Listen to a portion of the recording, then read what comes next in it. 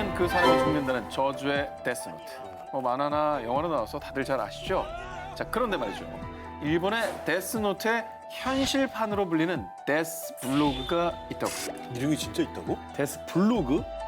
데스블로그의 주인은 바로 일본 배우 히가시하라 아키.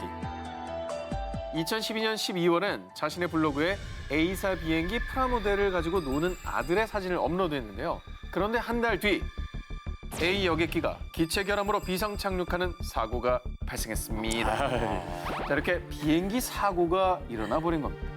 한 언론사에서는 A 여객기의 사고를 알고 있었던 그녀라고 대서특필하기까지 했다고 하네요. 진짜? 근데 저거 우연의 일치 아닐까요? 저주가 시작된 건 2007년도입니다. 히가시하라 아키가 방송인으로 데뷔, 한 경마 프로그램 진행을 맡으면서부터였는데요. 아무리 경마 전문가들이 1위로 예상을 하던 말이라도 그녀가 선택을 하면 참패, 그리고 또 참패. 자, 게다가 그녀가 1위로 지목한 한 경주마는 무려 3번이나 골절 사고를 겪었다고 합니다. 저분은 본인이 무섭지 않을까? 아니, 그러니까 뭘 쓰기가 되게 무서울 것 같아요. 그럼 무슨 생각이 나면 얼마나 불안하겠어. 자, 그런데요. 그녀의 이 불행한 기운은 사랑의 기운까지도 막을 수 없었나 또 봅니다. 있어? 자, 그녀의 남편은 세계 선수권 대회에서 3회 우승을 기록한 일본의 유도 영웅 이노우에 코세입니다. 그런데 2003년 그녀와 교제를 시작한 지 1년 만에 참패. 그리고 2008년에 결혼한 뒤엔 베이징 세계 스포츠 대회에서도 별다른 성적을 거두지 못하고 결국 쓸쓸하게 은퇴를 하고 말았다고 합니다. 참패 아니면 은퇴네요, 그죠? 자, 그런데 이런 무성한 논란들 속에서 정작 데스블로거 히가시하라 아키는요. 전 블로그 이웃들이 늘어나서 참 좋아요. 라며 정말 강철과도 같은 멘탈을 인증했다고 합니다. 야, 긍정왕이다. 남양 특집 2탄 2018 여전히 풀리지 않는 저주 19 14위 공개합니다. 오!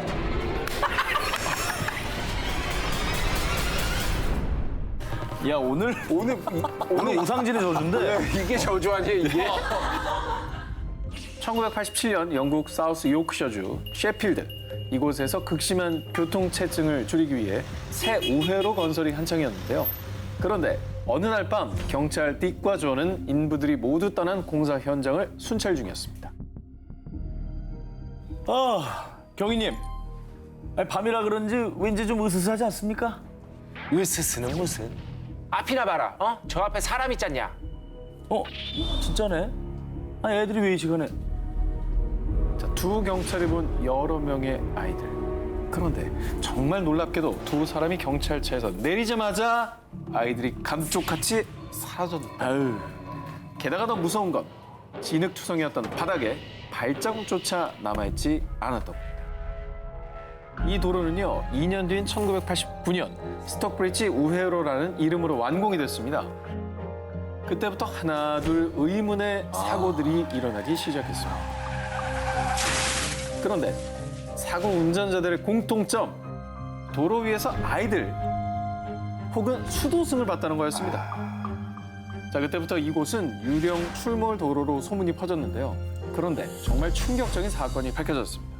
과거 약 100여 년 전 스톡브리지의 터는 놀랍게도 수도원이었다고 합니다. 근거가 있네. 게다가 한 지형 전문가의 말에 따르면 1800년경 스톡브리지 우회로 근처에 탄광이 있었는데 어린아이들이 이곳에서 일하다 광산 사고로 꼼짝없이 생매장되는 일까지 있었다고 합니다. 근거가 있는 얘기 듣네. 뭔가 한 맺힌 영혼들이 이제 그죠? 그 현실계를 아직까지도 떠도는 뭐 그런 거잖아요. 아이들 수도승 다 연관되는 얘기. 그런데 더 소름 돋는 게 너튜버인 한 유령 사냥꾼이 실제로 이곳에서 유령을 만났다면서 증거 영상을 올렸습니다. 겟아웃이라고 그랬는데. 나가라. 대화를 시도하려고 할 때 왼쪽 어깨. 오! 못 지나갔다. 뭐야, 진짜. 못 지나갔네. 현재는 영국에서 귀신이 가장 많이 출몰하는 곳으로 불리게 된 스톡브리지 우회로. 이곳에서 일어나는 사고는 정말 억울하게 죽은 원혼들의 저주 때문일까요? 남양 특집 2탄 2018 여전히 풀리지 않는 저주 19, 14위 공개해 주세요. 앉으면 죽는다. 버스비 의자의 저주. 영국 노스 요크셔주에 위치한 서스크 마을. 이 마을에 피바다를 부른 한 의자가 있다는데요. 바로 저 의자입니다. 저 의자입니다. 에이, 진짜. 에이. 변석이 아까 앉았었어. 에이, 저기 앉았어? 마을의 유명한 도둑이자 알코올 중독자였던 버스비. 그는 자신의 장인과 함께 대사기극 동전 위조 사업을 하고 있었습니다. 그런데 왜 이래라 저래라 잔소리야. 귀찮게. 아이 너 가만 안 둬. 말다툼 중 그만 장인을 죽이고만 버스비. 뭐야? 결국 그는 체포돼 교수형 판결을 받게 됐는데요. 그는 마지막으로 자신이 즐겨가던 술집 의자에 앉아 술을 마시면서 앞으로 이 의자에 앉는 사람은 모두 죽게 될 것이다. 느낌 안 좋다 이거. 그렇게 시간은 흐르고 흘러 1894년 버스비가 사망한 지 무려 약 200여 년이나 지났을 무렵부터 갑자기 불길한 일들이 벌어지기 시작했습니다. 제2차 세계대전 당시 영국군 파일럿들이 이 술집을 자주 찾았는데요. 정말 기이하게도 이 의자에 앉았던 군인들은 모두 살아 돌아오지 못했습니다. 버스비의 저주가 진짜로 시작된 게 아니냐는 흉흉한 소문이 퍼졌고요. 몇몇 모험심이 강한 사람들은 버스비의 저주? 그런 게 어딨어? 아유, 내가 그 저주를 깨주지! 라면서 호기를 부렸는데요. 자신만만하게 의자에 앉은 한 석공은 그날 오후 작업 중 추락사. 어머.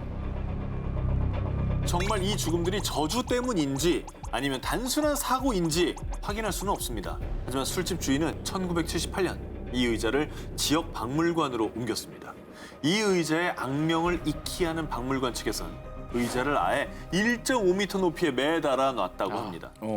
저거 아니었네. 속았네. 비슷한 거예요. 아니 전혀 다르게 생겼잖아. 귀 얇아가지고 뭐 겁에 질려 있었더라고. 웃는 거 봐. 남양 특집 2탄 2018 여전히 풀리지 않는 저주 19 12위 공개합니다. 일본 톱 연예인들의 잔혹사. 이건 저주야. S뮤직의 저주라고. 1968년에 설립된 연예기획사 S뮤직. 국내에선 영화 러블레터 속 이츠키가 죽어가면서 불렀다는 노래 푸른 산호초를 부른 가수로도 유명한 전설적인 아이돌 마츠다 세이코를 배출하며 40여 년 동안 일본을 대표하는 굴지의 기획사 자리를 지키고 있었는데요. 그런데 이 소속사에 대체 어떤 저주가 서려 있는 걸까요? 그 시작은 1986년입니다. 1982년 N방송사의 오디션 프로그램 스타 탄생으로 화려하게 연예계에 입문한 오카다 유키코. 이후 국민 여동생이라 불리며 청순한 외모로 많은 인기를 끌었는데요. 그런데 1986년 4월 그녀는 도쿄 신주쿠에 있는 소속사 건물에서 돌연 투신 자살을 하고 맙니다. 당시 정말 초절정 인기를 얻으며 승승장구하던 그녀였기에 갑작스러운 자살은 일본 국민들에게 큰 충격이었습니다. 그런데 2000년 7월 그녀의 매니저였던 미조구치 노부로조차 소속사 건물 화장실에서 자살로 생을 마감하자 사람들은 S뮤직의 저주가 아니냐며 수군거리기 시작했습니다. 아니 근데 왜 이유도 없이 저랬을까요? 대체 연속으로. 사실 S뮤직의 사무실이 있는 곳이 과거 에도 막부 시절 초대 쇼군이었던 도쿠가와 이에야스가 자신의 저택에서 귀신들을 불러 모으는 의식을 치렀던 자리라는 겁니다. 귀신이 드나들던 터에 사무실을 지었기 때문에 저주를 받아 안 좋은 일들이 벌어진다는 소문이 퍼지기 시작했는데요. 정말 그 저주 때문일까요? 2006년 유명 개그맨 나카지마 타다유키가 백혈병으로 사망. 2009년 8월 청순의 아이콘이었던 가수 겸 배우 사카이 노리코의 마약 스캔들까지. 결국 이런 사태들이 이어지자 은밀히 퇴마사와 풍수지리 전문가를 부르기로 했다는 소문까지 무성했습니다. 그럴만하죠. 네, 이유가 없으니까. 안 좋은 일이 계속 나니까. 네. 계속 날 수는 없잖아요. 그렇죠. 끊어야죠. 자, 그런데 말입니다. 과연 이 S뮤직의 저주는 피할 수 없는 걸까요? 2009년 7월 돌연 사무실을 이전했는데 사무실을 이전한 뒤에도 2013년 일본의 천재 아역배우 출신 아다치 유미의 불륜에 이어 2016년엔 일본의 국민 호감 연예인 가수 백희의 불륜 사건 등 S뮤직을 둘러싼 안 좋은 사건들이 계속 연이어 발생하고 있는데요. 따라왔구나. 40년 넘게 끊이지 않는 S뮤직의 저주. 일본 톱스타들의 잔혹사. 과연 그 저주의 끝은 무엇일까요? 한국 연예계에도 일명 뭐 11월의 괴담 이런 거 있잖아요. 네네네. 현순탁 기자 뭐 알고 있는 거 있습니까? 외국에서는 비지스라고 유명한 곡이 있거든요. 디스코의 세러데이 나이트 뭐 토요일 밤에 열기. 네. 그게 4형제예요, 비지스가 총. 그런데 막내는 진짜 어린 나이에 죽었고요. 그 다음에 셋째가 죽었고요. 그 다음에 둘째가 죽었고요. 살아남은 유일한 형제가 제일 나이 많은 큰형이에요. 인터뷰에도 있어요. 엄마가 우리 집안에 무슨 저주가 내린 것 같다고 이 정도가 그렇게 얘기를 하셨다고 합니다. 실제로. 무서운 얘기네요. 네. 남양 특집 2탄 2018 여전히 풀리지 않는 저주 19 11위 공개하겠습니다. 죽음의 저주가 서린 전화번호. 2005년 불가리아의 수도 소피아의 한 인도 음식점 앞. 귀가 찢어질 듯한 총탄 소리와 함께 한 남자가 쓰러졌는데 이 끔찍한 참변을 당한 남자는 부동산 사업가 콘스탄틴 디슈린. 그런데 말입니다. 그의 죽음을 두고 사람들은 그 전화번호 때문이 틀림없어 라며 수군거리기 시작했는데요. 그의 전화번호는 0888-888-888. 이 번호를 가장 먼저 사용했다고 알려진 사람은 불가리아의 M통신사의 전 CEO 블라디미르 그라시노프. 그가 이 전화번호를 갖게 된 지 7년 만인 2001년 48살의 젊은 나이에 그만 암으로 세상을 떠나게 됩니다. 그라시노프가 황망하게 죽은 뒤 이 번호를 사용하게 된 두 번째 주인공은 마피아 두목 콘스탄틴 디미트로프. 그런데 2003년 네덜란드 암스테르담에서 저녁 식사를 하고 나오던 디미트로프는 그만 암살범의 총에 맞아 그 자리에서 목숨을 잃게 됩니다. 1994년에 처음 이 번호가 나오고 10년 사이에 통신사 CEO부터 마피아 두목, 부동산 사업가까지 이 번호를 배당받은 세 사람이 모두 젊은 나이에 사망했는데요. 아니 그럼 뭐 지금도 이 번호는 있는 거예요? 지금 누가 쓰고 있어요? 아, 누가 걸어봤구나. 해외 블로그. Your call cannot be completed as dialed. Please hang up and 그러니까 정말 저주 때문에 중단시킨 거 아니냐 뭐 이런 얘기가 당연히 나오겠죠.